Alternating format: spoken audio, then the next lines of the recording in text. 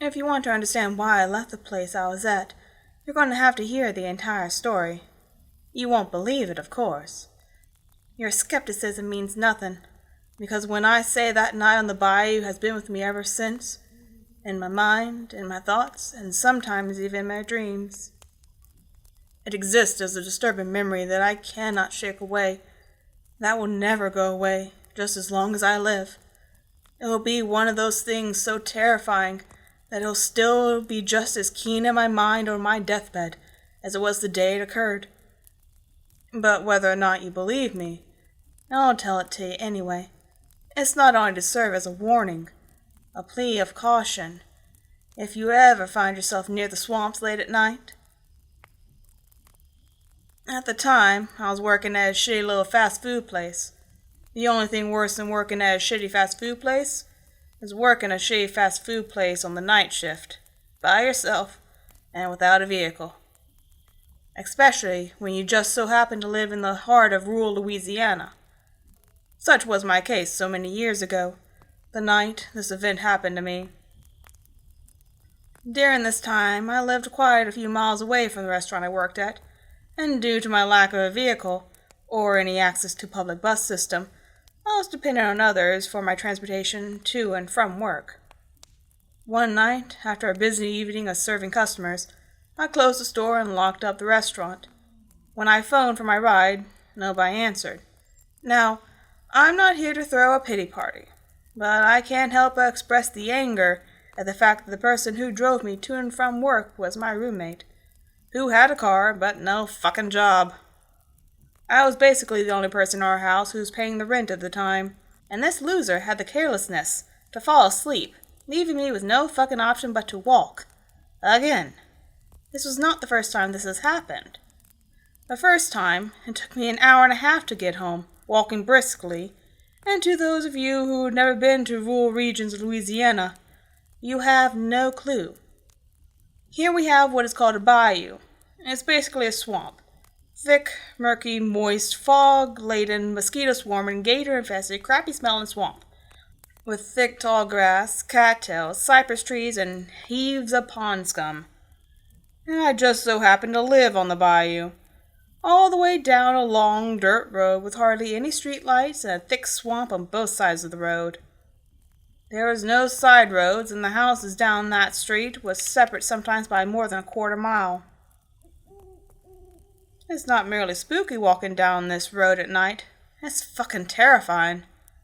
You hear sounds, both real and imagined, coming from the bayou. Chirping, croaking, howling, and grunting animals, the rustling of leaves and branches in the canopy of the cypress trees, and the splashing of water from underneath them. That's the worst. You can hear the sound of something lurking nearby abruptly dunk under water. It can be a turtle, a snake, or a gator. You never know. You just keep walking, with your teeth and your hands clenched tight, hoping nothing crawls through the tall grass next to you and onto the road. Or, even worse than the subtle dunking sounds, the sudden splashes that happen when you're walking and scare a toad or frog and it jumps into the water. The sound makes you almost shit yourself as you begin a running spree that lasts about 3 seconds, before you realize what it was, and then you're left with your heart pounding so hard that the sound of your blood gushing in your temple scares you just as much. These are the type of things that happen when you're in the bayou. This is what I had to look forward to on that night as my asshole roommate slept sprawled out on the sofa with the television set probably tuned to reruns of the Three Stooges and the Marx Brothers. And don't get the impression that I simply called once and gave up. You can trust that his cell phone had about 7 or so missed calls, 3 very unfriendly voice messages, and several aggressive text messages. I can just imagine his phone laying in another room of the house, softly vibrating in my desperate attempts to reach him as he snored. But eventually I gave up, having just about no other friends to contact in the area as a resource. I stopped by the nearest gas station, grabbed an energy drink, and began my way home. Now, you must understand, the first 30 or so minutes of my walk isn't that bad. I'm still in the most populated part of town, and there are still street lights, stores, houses, and cars passing by in large numbers. And that's important. If there are a lot of cars going by, you feel safer than when there are just a few cars going by. Because when there are only one or two cars that pass you every 3 or so minutes, that means that there could be a psychopath in one of those cars, and may have enough time to stop and murder you without being caught. But if there was a lot of cars, then there may be psychopaths passing by, but they'll most likely not kill you then, because there are too many people around to witness the crime. At least that's my reasoning. I digress. No psychopaths pulled up next to me as I walked about this part of town. Next, there comes a time in my journey where I have to turn down several suburban neighborhoods and walk some streets to get where I'm going. And that's where things get a little less safe, and I have to be a little bit more cautious.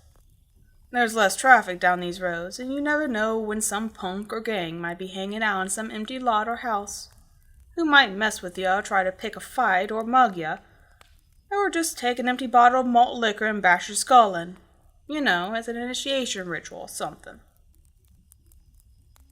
These are the thoughts that go through my head as I walk this region, and they keep me on my toes, until I reach the point where houses become fewer and fewer, and the bayou begins.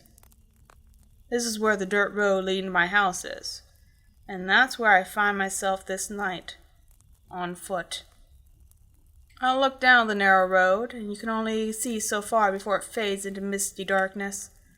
I resented that I might have to spend the next hour walking in distance until I reached my house, but anger took hold of fear when I thought about how all this could be spared if not for the neglect and carelessness of my roommate. When I get home, I was going to have it for him. I truly considered at that time the possibility of physically smacking his damn face. And with that thought in mind, I launched defiantly down the road, and the further I walked, the darker it became, until no light shined but the stars and a sliver of the moon above me. Very soon the sound of any vehicle was completely non-existent. There was just me, the road, and the bayou, and whatever creatures dwelt there. I heard the crickets chirp and the frog croak, and the occasional bird coo. To avoid fear, I focused on their chorus and let their sounds preoccupy my mind. I walked, watching my shoes press into the sandy dirt as I passed one foot in front of the other. I could count my steps until I reached 100, and then I began again. I tried to lose myself in the repetition. My shoes became damper and damper, and I felt the soles of my feet become moist. I stopped counting to ponder whether I should smack my roommate with a wet sock, but my thoughts were interrupted when I glanced up for a moment, and I saw I was not alone on this road. A sharp panic seized my heart, and I became very nervous. A long distance ahead of me, I could discern the soft silhouette of a figure. It was so far away I couldn't tell whether it was moving ahead or in my direction. I froze, and I could feel the blood gushing in my temples. What were the chances of there being some malicious punk wandering the streets at night, looking to rob me or pick a fight? This was the reassurance that I had as I tried to convince myself that I was safe. I tried to keep calm, to not let my nerves get the best of me. Whoever this was probably just as frightened of the prospect of me as I was of them, if they had already detected me, that is. I didn't know what to do. Run? There was only 2 directions. Continue walking? What were the risks? As I stood there, I saw the figure was indeed moving in my direction, and its form had become more defined. And this was the time I began to notice how awkwardly it was moving. The figure didn't walk normal. It didn't bob up and down like how a normal person looks like when they walk. It was coming toward me. It would seem, from my perspective, moved in short, quick, jerking movements. And I could see from what light was present how its twitchy limbs projected from its torso, and how it was getting closer, and how its head stuck out from a neck that was longer than any human neck should be, and how at this time I could now faintly hear the noises that it was making, the sound of suckling, and how it was moving quicker, and how its face lifted, and I could see its eyes glowing like glowing yellow beads. and how those wide, beady eyes locked onto me, staring at me, and how it stopped, and how we both were there motionless, yards away, looking at each other, and how it then let out the most ungodly, inhuman screech I'd ever heard, like a pig being gutted.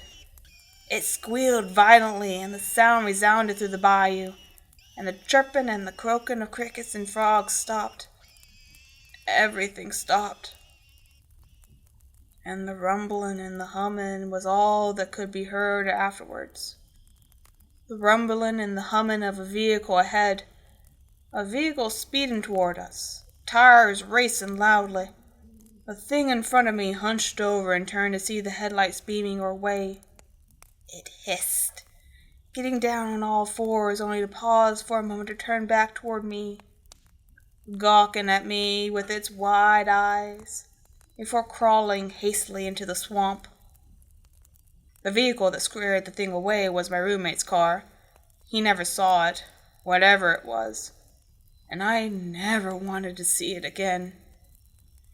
I moved as soon as I could, and haven't been there since.